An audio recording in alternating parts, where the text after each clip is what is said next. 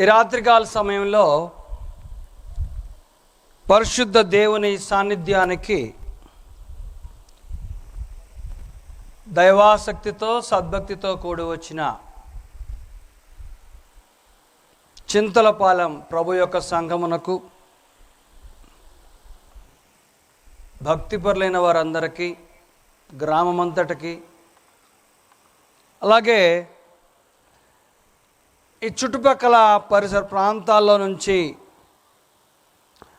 ఇక్కడ కొని రాబడ్డ నా తోటి సహోదరులకు, చిన్న బిడ్డలకు, యవనస్తులకు, ప్రతి ఒక్కరికి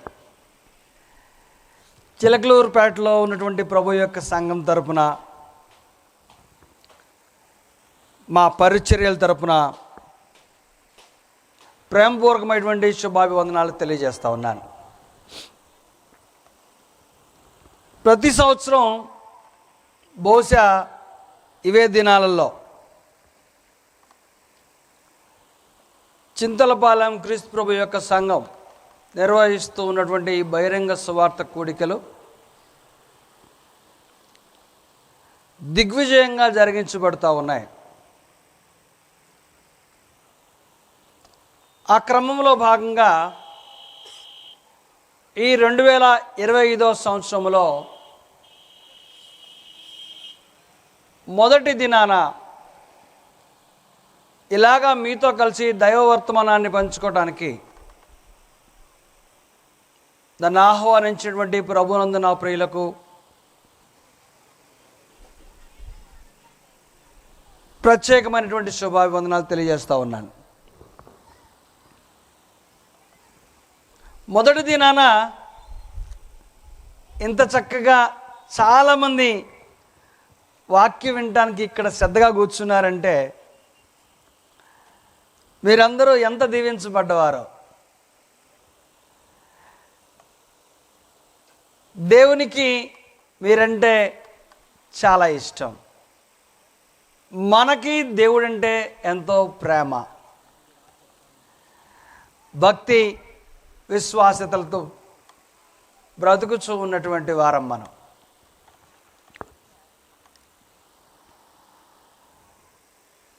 ఈ 3 దినాల స్వార్థ సభలకు ఏర్పరచబడ్డ అంశం వాక్యానుసారమైనటువంటి బోధ.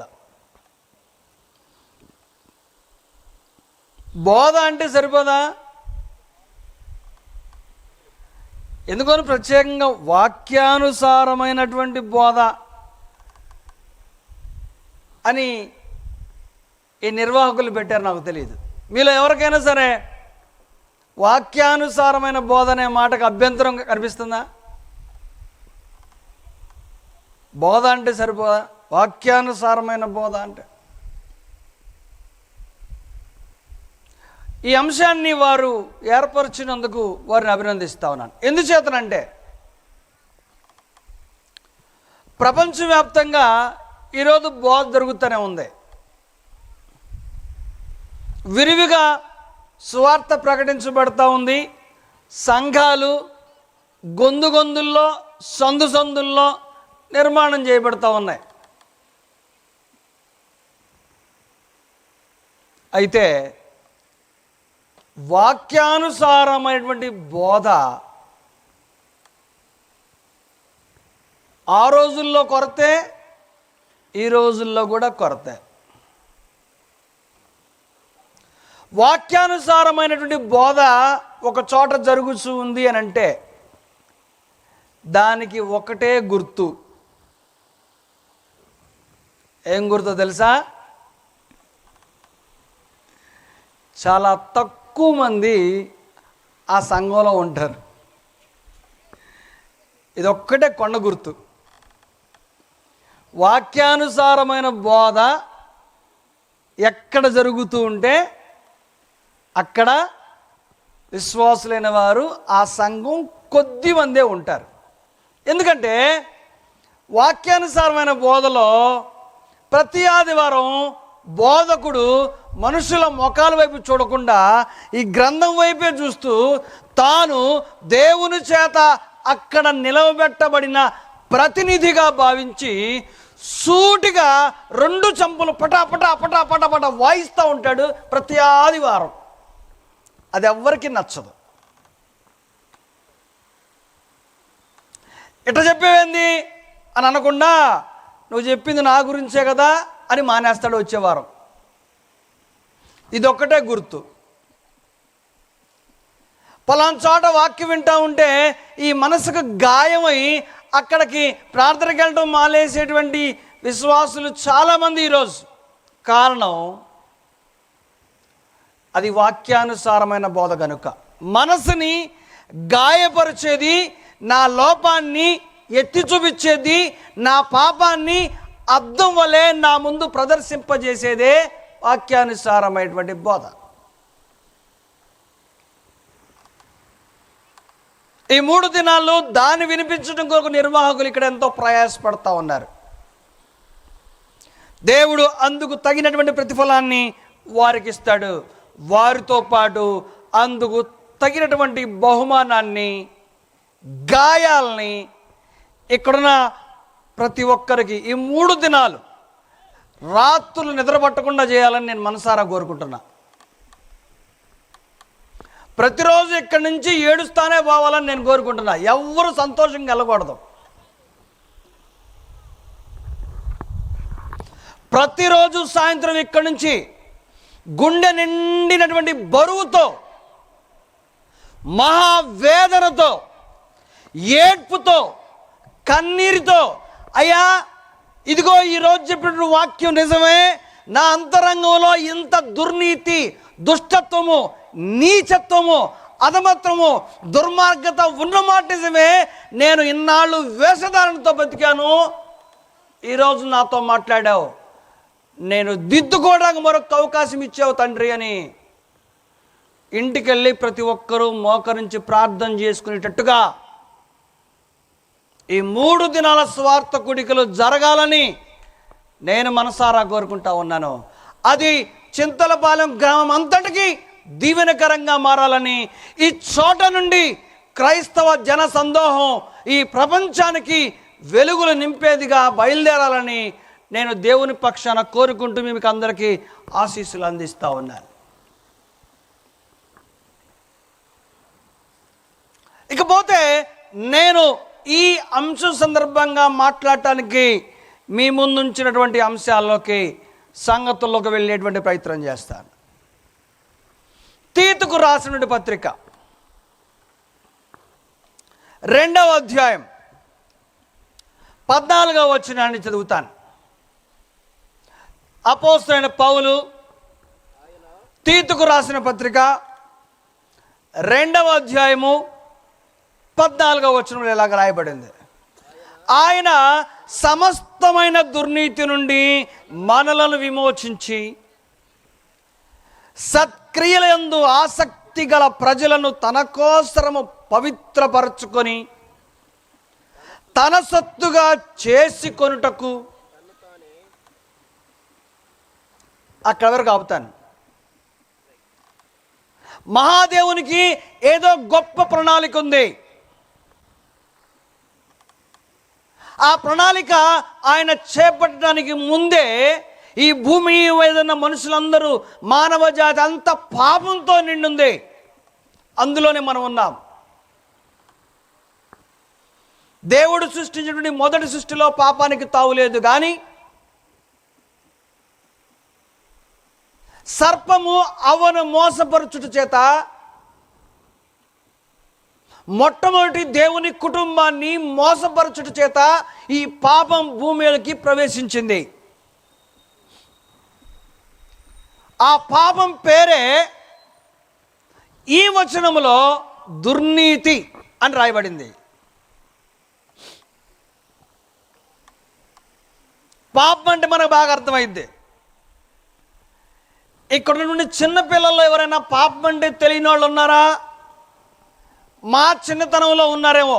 ఇప్పుడున్నటువంటి చిన్నతనంలో పాపం అంటే తెలియని వాళ్ళు ఎవరు లేరు.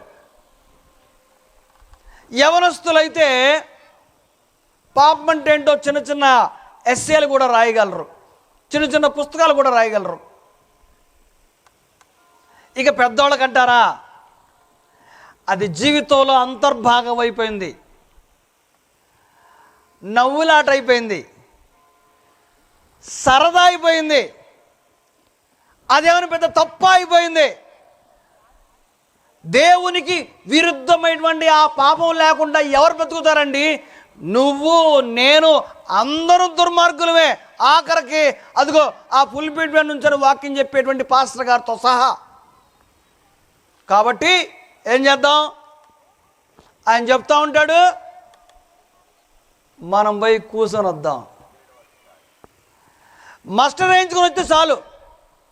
అంతేగాని ఈ పాపం అనబడేటువంటి దుర్నీతి గురించినటువంటి బాధ కానీ, చింత కానీ, దాని నుంచి ఎలాగా వైదొలగాలి, దేవునికి ఇష్టమైన బిడ్డలుగా ఎలా బ్రతకాలనేటువంటి తీవ్రత ఎవరిలో కనపట్టల్లా.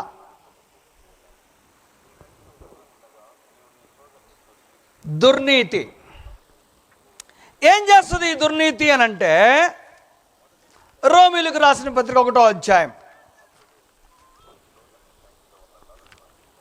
రోమీయులకు రాసిన పత్రిక 1వ అధ్యాయంలో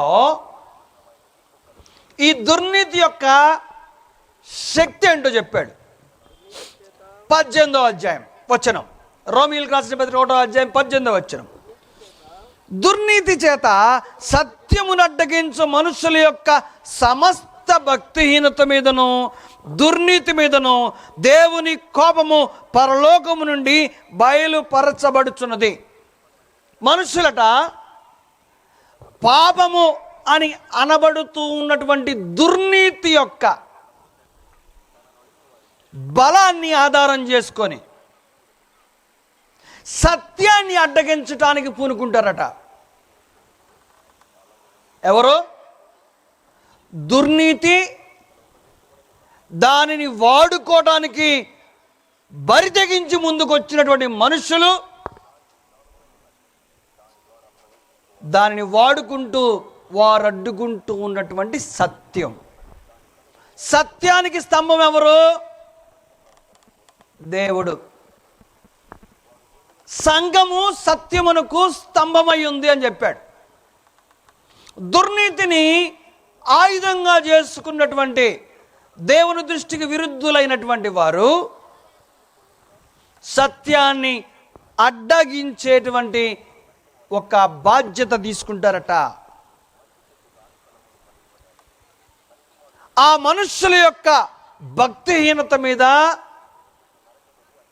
వారు వాడుకుంటూ ఉన్నటువంటి దుర్నీతి మీద దేవుని కోపం పరలోకం నుండి బయలుపరచబడుతుంది. ఎందుకని దీన్ని చదివానంటే, దుర్నీతి సత్యాన్ని అడ్డుకోవటానికి భక్తిహీనుల యొక్క ఆయుధము. దేవుని ఉగ్రత దుర్నీతి మీద కుమ్మరించబడబోతుంది. దానిని వాడుకోవటానికి సిద్ధంగా ముందుకు వచ్చినటువంటి మనుష్యులపై కూడా కుమ్మరించబడబోతూ ఉంది. మరలా మూలవాక్యంలోకి వెళ్దాం. ఆయన అనగా దేవుడు సమస్తమైన దుర్నీతి నుండి మనలను విమోచించి, అక్కడ చిక్కుకుపోయాం మనము, మనకేదవసరమో మనకు తెలియదు, మనల్ని విమోచించాలని మన మడక్కమునుపే తలంచినవాడు దేవుడు.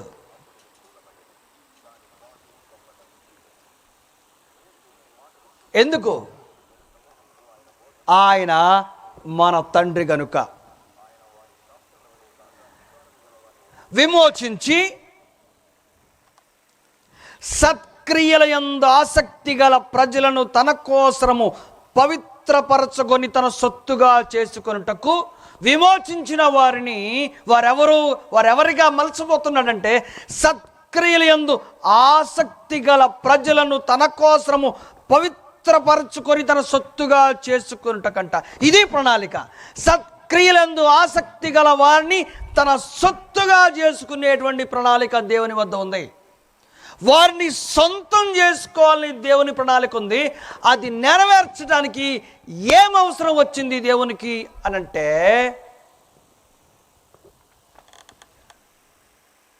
తన కుమారుణ్ణి తన్ను తాను అర్పించుకునేటువంటి ప్రణాళిక రచించవలసి వచ్చింది. అది జరిగించాడు యేసు ప్రభు. తన సొత్తుగా చేసుకునడానికి తను తాను మన కొరకు అనే మాట గుర్తుపెట్టుకోండి. మన కొరకు తను తాను అర్పించుకొనెను. ప్రియమైనటువంటి వారలారా, సత్క్రియలందు ఆసక్తి గల ప్రజలు తన కోసరము కావాలని వారిని పవిత్రపరచుకున్నాడు ప్రభు అయిన క్రీస్తు యేసు. ఇక్కడున్న వారిలో ఎవరైనా కానీ యేసును ప్రభువుగా అంగీకరించి బాప్తిజం పొందిన వారు ఎవరైనా ఉన్నారు అనంటే వారు దేవుని దృష్టిలో సత్క్రియలందు ఆసక్తి కలిగి పవిత్రపరచుకొనబడినటువంటి జనాంగం అని అర్థం. దేవుని దృష్టిలో సత్క్రియలందు ఆసక్తి కలిగి బ్రతుకుతూ ఉన్నవారు, అందుకొరకు పవిత్రులుగా క్రీస్తు రక్తం చేత చేయబడిన వారు.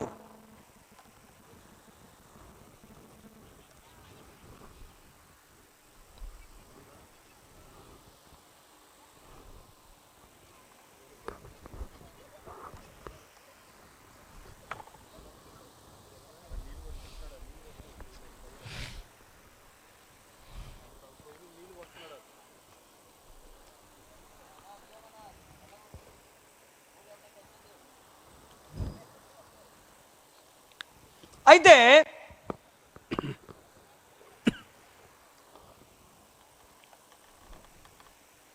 ప్రియమైనటువంటి దేవుని బిడ్డలారా, మనము రక్షించబడ్డ మాట నిజమే. పరిశుద్ధ గ్రంథం అత్యంత సామాన్యంగా అర్థమైన క్రీస్తు రక్తం మనను పవిత్రపరచిన మాట నిజమే. అందులో సత్క్రియలందు ఆసక్తి కలిగినటువంటి మనస్తత్వం మనకున్న మాట వాస్తవమేనా? సత్క్రియలందు ఆసక్తి కలిగి ఉన్న మాట వాస్తవమేనా? అనగా దేవునికి విరుద్ధమైనది మన అంతరంగంలోనికి చోటు ఇవ్వకుండా దేవునికి సంతోషాన్ని, ఆనందాన్ని కలుగజేసేది, మన జీవితాలకి పరిశుద్ధతను, పవిత్రతను ఆపాదించేది, అలాగే మనం ఎవరి కొరకు సత్క్రియ చేస్తున్నామో వారు దానిని అనుభవించి ఆనందించి ప్రభుని బట్టి అనగా మనల్ని బట్టి ప్రభుని ఘనపరిచేటట్టుగా ప్రభావితం చూపగలిగేటువంటి క్రియలు మన జీవితాల్లో ఉన్నవా? దీన్ని ఒక్కసారి ఈ రాత్రికాల సమయంలో మనం ఖచ్చితంగా ప్రశ్నించుకోవాల్సినటువంటి ఆవశ్యకత ఎంతైనా ఉన్నది.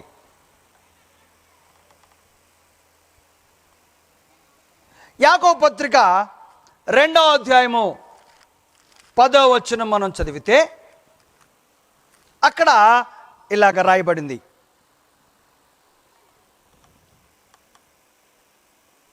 యాకోబు పత్రిక 2వ అధ్యాయం 10వ వచనం. అక్కడ యాకోబు రాస్తూ ఉన్నటువంటి మాటను గురించి మీ ముందు విశదపరచడానికి ఒక చిన్న ఉదాహరణను ఉంచుతాను. సత్క్రియలు దైవ చిత్తానికి అనుకూలమైనవి ఎన్నో ఉన్నాయి. సత్క్రియ అనే పదానికి అర్థం తెలిస్తే ఆటోమేటిక్గా దుష్క్రియ అంటే ఏంటో కూడా తెలిసి ఉండాలి. దేవునికి విరుద్ధమైనటువంటి కార్యాలు